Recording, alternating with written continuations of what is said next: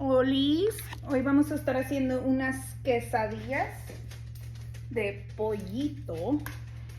We're going to be making some chicken quesadillas. Sí, dije quesadillas, ¿no? I think I said quesadillas earlier.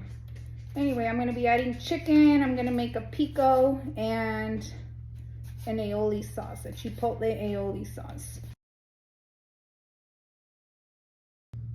Let's make some pico de gallo.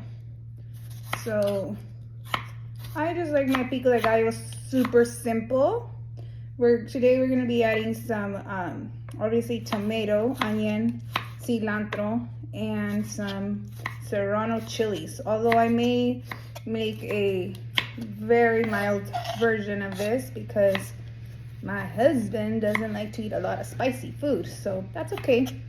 We'll just put some aside without the serrano chiles, and this can be a side for different foods, maybe especially during the summer when we're barbecuing and there's a lot of, when it's super hot, you can add this to make it like a little side, or add it to your chicken, your steak, and it's a refresher. I mean, it's something to feel like you're not eating something too heavy.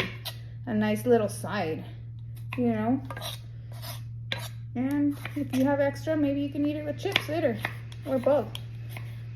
All right, be real careful when you guys are cutting, guys. You don't want to use a knife that's too sharp and cut yourself.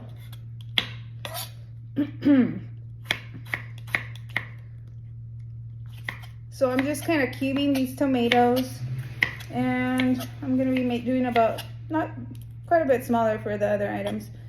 I don't know how you guys cut your onion, but I know I don't like to take big bites of onion, especially in my sauces or pico. I don't like to feel that big texture of onion in there. And I have a piece that's cut up here. You know, use whatever you have in the fridge already. If you have extra, put in a little baggie, in a sandwich bag, so it doesn't dry up on you, and then you can use it later. But yeah, definitely, you know, always cover it. You don't want your fridge to smell like onion or your other foods to take up that taste or smell, because it's definitely a scent that lingers, and especially if you have cut up watermelon or something in there, you don't want to contaminate your other foods with that smell. So I'm just gonna cut it into tiny cubes. I've always done it this way. I cut it on the side, and then you have natural little squares for the most part. And you can always go back and chop it up again with your chef's knife or whatever you have. If you are a kid, you know, you don't want to start using a knife unless you talk to your parents. Be careful. I know there's a lot of young chefs in the kitchen, and that's good, but let's make sure we're being safe. Okay, I think that's pretty good. So it's almost 4th of July here. It's 4th of July on Tuesday. So I'm not decorating a lot this year. I put up a few decorations, but I don't think we're going to have a big barbecue this year. We're probably going to stay low key and, you know, just stick around, go to the parade, and do a few other little things around the house. Maybe have fireworks with the neighbors, or meet up with them later, barbecue, but nothing big. Yeah, so I don't know what you guys do in your area, but around here there's a parade in our area every year, and it's a big thing for the community. So we'll probably do that, and then come home, barbecue a little bit, and then have our fireworks. So for our cilantro, I'm only gonna add about, I don't know, obviously wash it really well.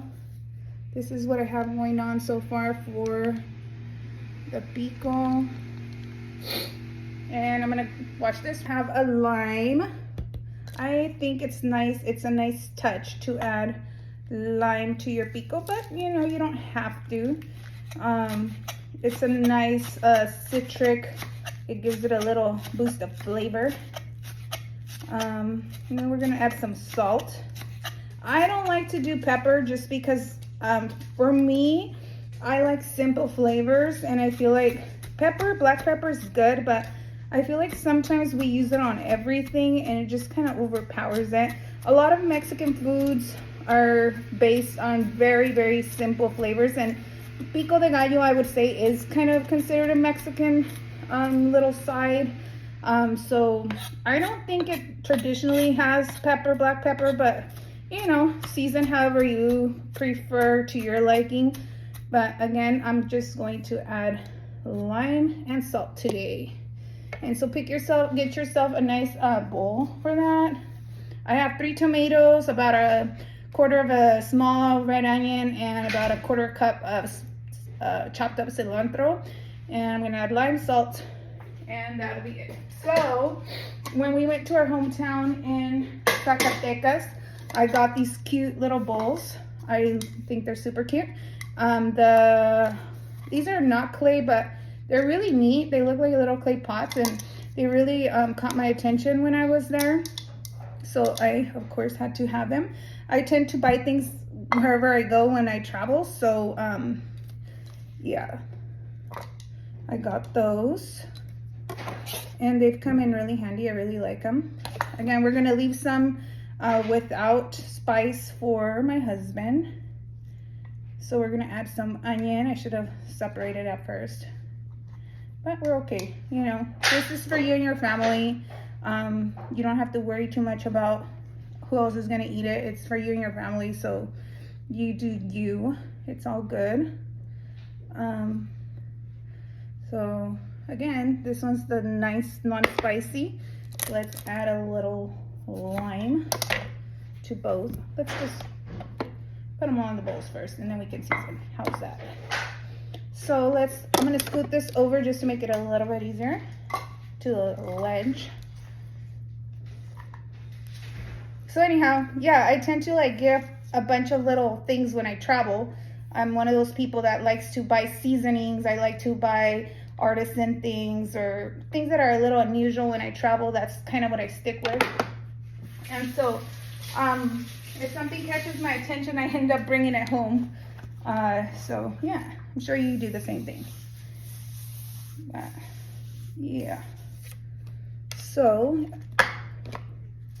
let's go ahead and season those two with a little lime. I see a little serrano that fell in that other bowl. It's not supposed to have any.